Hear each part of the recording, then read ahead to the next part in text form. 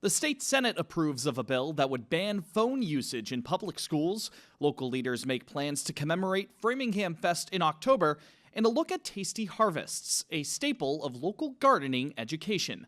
I'm Brendan Fitzpatrick, and this is The Frame, Framingham News in Focus.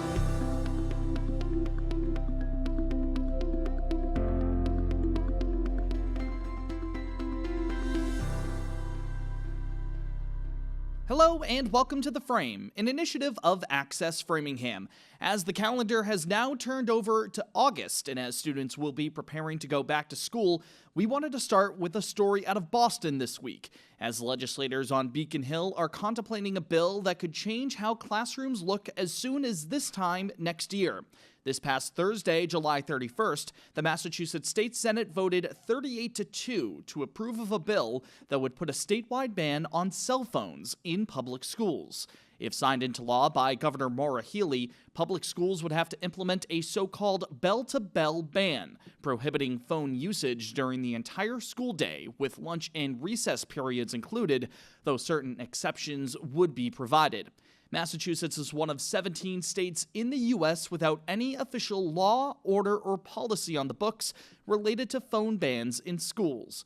Proponents contend that doing so would eliminate distractions in classrooms for both students and educators. State Senate President and Senator for the 2nd Middlesex and Norfolk District, Karen Spilka, as well as Framingham Teachers Association President Christine Mulroney and Healey herself, have all expressed support for the legislation, which would go into effect for the 2026-27 school year if signed by the governor. In a statement, Spilka said, quote, "Massachusetts has a proud history of supporting and uplifting K-12 public education for our residents, but a device small enough to fit in a pocket presents a profound challenge to ensuring student success." Before it can end up on Healey's desk, however, the bill has to be approved by the House of Representatives.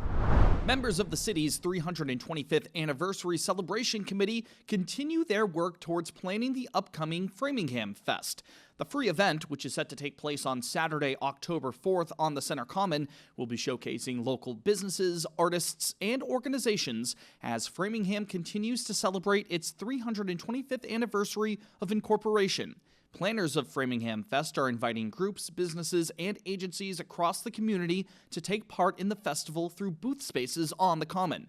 During the Anniversary Committee's meeting on Monday, August 4th, Public Information Officer for the city, Susan Petroni, mentioned that over 25 applications have already been submitted.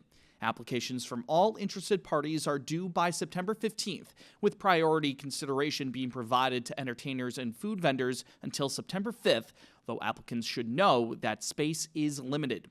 Volunteers are also being sought for Framingham Fest. If you're interested, more details can be found at framinghamma.gov. Keeping with websites, we encourage you to visit our website, www.theframe.news, for additional local journalism coverage. We've got you covered with written articles featuring additional information on our top stories, full feature pieces we've completed across the community, and a calendar filled with upcoming local events. Subscribe to our email newsletter as well to ensure that you're always in the loop with Framingham News in Focus. Local leaders are seeking feedback from residents regarding the design for a new splash pad over at Cushing Memorial Park. The project, which was estimated to cost $1.5 million according to municipal documents back in March, is being partially funded by $500,000 through the Community Preservation Committee's annual recommendations. It's set to be located on the southwestern portion of the park, close to the Academy building and nearby existing restrooms and parking spaces. By scanning the QR code on your screen, community members can provide their thoughts on what features, designs, and themes they'd like to see at the Cushing Splash Pad, as well as any other potential water play areas that could pop up in the future.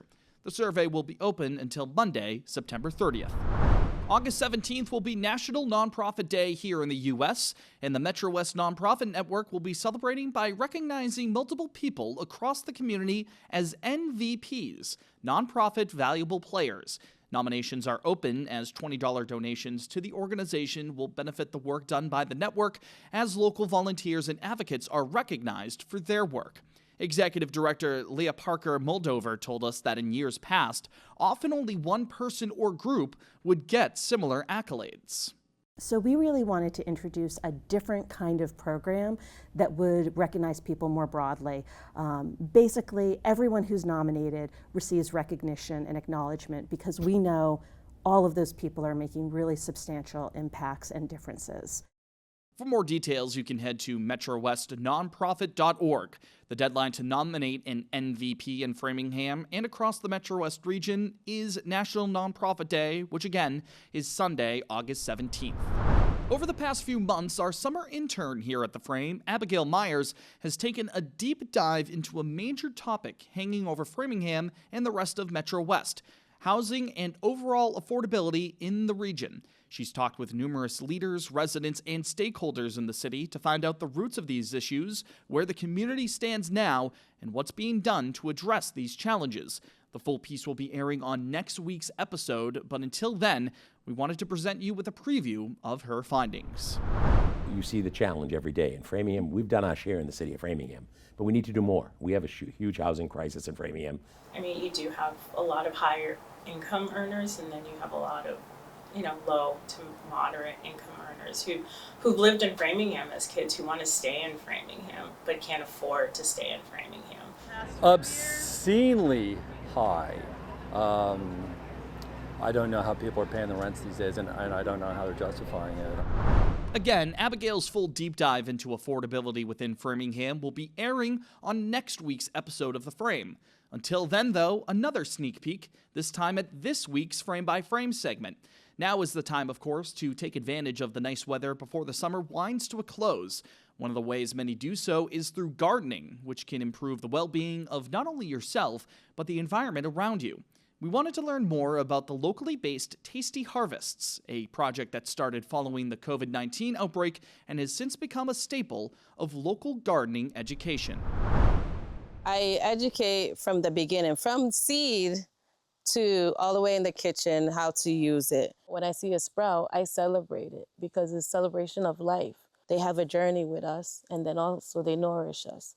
So that's very important. Don't be intimidated. I say start with one plant and go from there. That full frame-by-frame piece can be found on our website, theframe.news, along with our social media channels. Follow us on Instagram at @FrameNews_ for more local news coverage, and find us on Facebook by searching for The Frame. Subscribe to Access Framingham's YouTube channel and hit the bell icon to get notified whenever new content is published. Full Frame episodes are uploaded onto Spotify as well. You can listen to or watch the show there. That's all for this week's Framingham News in Focus. On behalf of our entire team, thanks for joining us. My name is Brendan Fitzpatrick. We'll talk to you next week. Take care.